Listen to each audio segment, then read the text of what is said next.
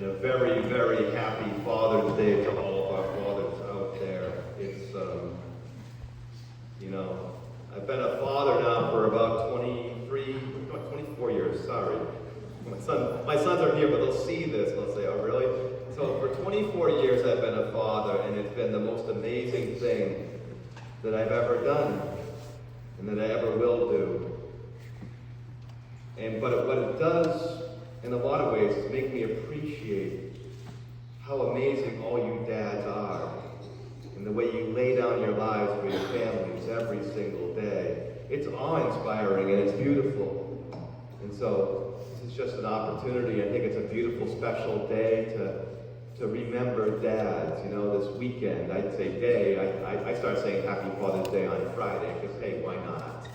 So it's beautiful. So thanks, dads, for all that you do, and a very, very happy Father's Day. And I know that for all of you, the most beautiful way, the most joyful way to celebrate is going to be how? With your families, of course. But I'd be remiss if I didn't wish a very happy Father's Day to Father Tom and all of our wonderful priests who serve as our spiritual fathers. I mean, they sacrifice so much for us. And most of the time we see very little of it. We come to Mass, we see them preparing, they give their homilies, they celebrate the Eucharist, we come to them for the sacraments, and then we come to them when things are going maybe hard in some way. We're struggling in our marriage, Maybe a kid is having trouble, whatever it is. And we come to them and we expect answers from them on the deepest questions of our lives.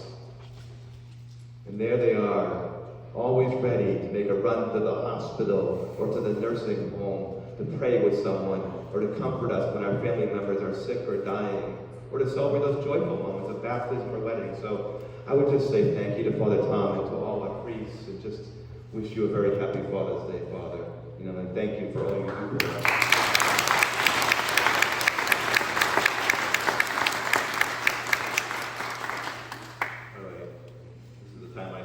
Weepy, so I'm going to stop. And he's going to too. So that's going to be really uncomfortable for all of you. But when you talk about what I just said about our spiritual fathers and laying down their lives, the first person that always comes to mind is my favorite saint, Saint Maximilian Kolbe, the saint of Auschwitz. And if you don't know his story, it's worth learning about him. He's an amazing figure. He was a Franciscan priest from Poland. He published this amazing newspaper magazine that came out weekly. They had like 100,000 plus subscribers back in the 30s. It was dedicated to Our Lady and to the church. And then he left and he went to Japan and opened up a monastery there on the side of a hill. And people said, you're crazy, that's gonna be destroyed next time there's a mudslide. He goes, no, Our Lady said to put it there. And this was in Nagasaki, Japan, and of course when the bomb dropped, it was one of the few structures that survived. But what Father Kolbe, who we now know as St. Maximilian Kolbe, what he did, which was so stunning, was when he was sentenced to Auschwitz-Birkenau, the concentration camp, the Polish death camp that the Nazis ran, because he was a critic of them. And at one point, some of the prisoners tried to escape. And when they tried to escape, they were caught. And so what the camp commander did as a means of punishing everybody and deterring additional escape attempts is he picked 10 prisoners at random to be subjected to death by starvation.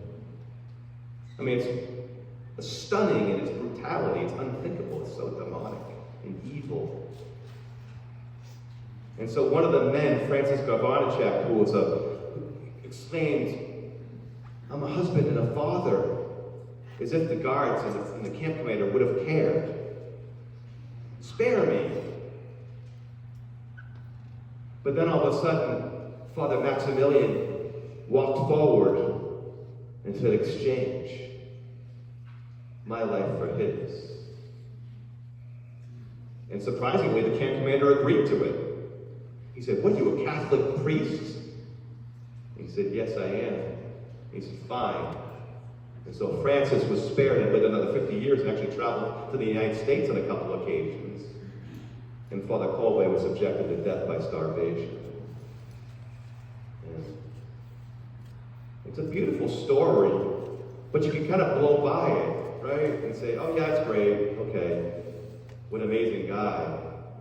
But I want you to stop for a second and say, why do you think he did that? What was the inspiration that St. Maximilian had to do something so astonishing? And I think he probably found his inspiration in a couple places. Obviously in John's Gospel, where Jesus says, there is no greater love than to lay down his life for one's friends. And whenever you see an icon of St. Maximilian, you'll see that quote. But I think he might have been looking also at the letter to the Romans that we just heard from here today, where Paul has this wonderful meditation where he talks about how difficult it would be for someone to die for a just man, for a good man. How almost unthinkable that would be. And yet Paul marvels at the love of God because he says, while we were his enemies, while we were enemies with Christ, he laid down his life for us. That's the extent of God's love for each and every one of us. And I think that's what St. Maximilian was exemplifying and was inspired by the love of Jesus for each one of us. Now, I know if you've heard me preach before, you know I kind of obsess on the cross. But that comes from St. Paul, when St. Paul said that I resolved to know nothing while I was with you, but Jesus Christ and his death on the cross. And so much of my spiritual life, and I would encourage you to draw close to the cross of Christ in your life of prayer and think on those words and those moments that Jesus experienced there. But the one that always jumps out at me was when Jesus looks down on the men who nailed him to the cross and he says, Father, forgive them, for they know not what they do. And again, we can blow by that and say, wow, that's really poignant and beautiful. But remember what Jesus is saying. He's not just making excuses for these men. He's doing that. He's not just praying for these men. He's doing that. But his prayer is this: Father, forgive them so they can go to heaven, so I can spend eternity with them. Jesus is saying, I want to spend all eternity with the men who nailed me here and who are killing me. That, my brothers and sisters, is the one lesson we always need to take away from every time we consider God. His love for us, his infinite, his unimaginable, unfathomable love for us. That while we were still sinners, while we were so far from him, while we never gave him a thought, he was loving us. And his only desire is that we draw close to him. I mean, if he's praying for the men who nailed him to the cross, how much more would he pray for each one of us? Think on that the next time you feel alone. Because you're never alone. As he said, behold, I will never leave you, and I will never forsake you. Okay. You're probably saying to yourself, I thought these homilies were supposed to be about the gospel. I haven't heard anything about Jesus sending out the 12. So what is this all about? Well, it's this. Look at what Jesus says in the gospel. He says, I'm sending forth these 12 apostles, and then we hear their name from Matthew, to do what? To minister to the lost sheep of Israel, to heal them, to comfort them, to care for them, to love them, to share God's love with them. Why? Because Jesus looked upon the crowd and he said, they're like sheep without a shepherd. They're lost, they're confused, they're in pain, they're suffering, and I feel pity for them. It says he was moved with pity for them because of his great love for them. And so what Jesus is doing in this moment is not just not an event in time between Jesus and his apostles and the crowd in that moment. It applies to each and every one of us right now in this time, in this place, with the people that are out there. We are all called, like these apostles, to go forth from this place, from our encounter with the risen Lord, to the lost sheep of Israel, to the lost sheep of Hinnom, right? To the lost sheep of wherever you happen to be at any given moment in any day of your life. We're called to minister to everyone around us. But what's the message? You need to go to church. You're not living your life right. You're a horrible human being. I don't like your politics. But if you came to church and you joined our congregation, you'd be all set. No. First of all, can you imagine how ineffective that would be? You know, banging people over the head with the Bible and saying, "You're all going to hell." Thanks, deacon. That's awesome. I'm going to go to a bar now, or go to the movies, and forget the whole thing. No. We need to share this message of love with them. That God so loved the world that he sent his only son, Jesus. Why?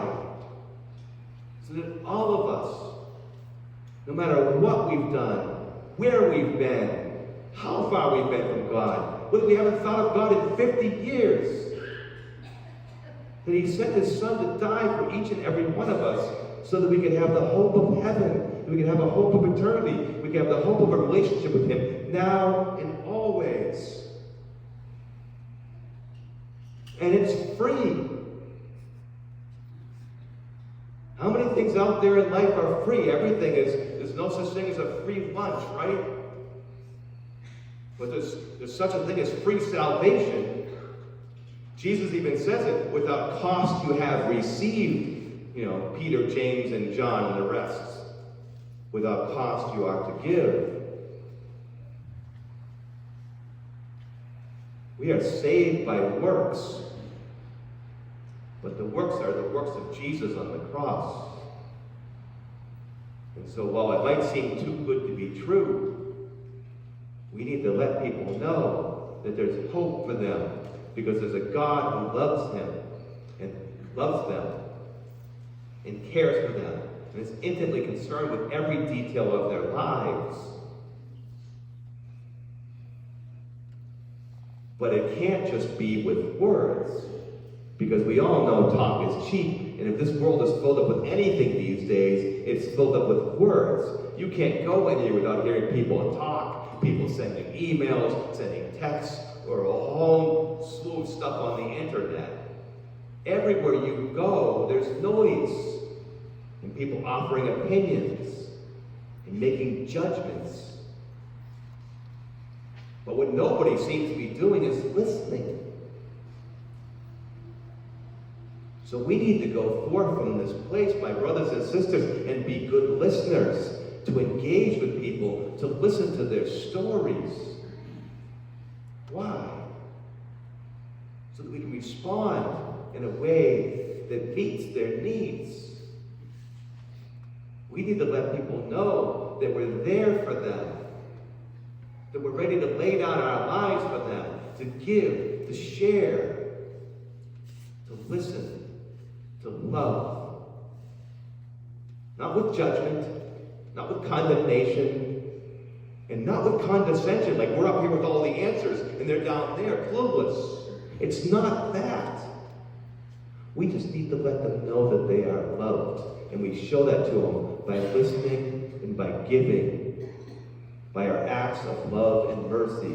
St. Anthony of Padua put it so beautifully. He said, if we have faith but we do not have actions, we're like that fig tree that Jesus cursed because it didn't produce fruit.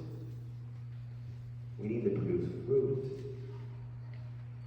Now, we're not all going to be called, please God, to Auschwitz-Birkenau, to have to offer up our life in place of somebody else. May nothing like that ever happen again. But we're called to follow that model. We're called to be people who are willing to go all the way for one another, to love unconditionally and completely, and to forgive from the heart, no matter what. And when we do those things, people will learn a truth the world is not telling them these days. So much of the anxiety, so much of the depression, so much of the struggle people go through these days is because they feel alone and they don't feel loved.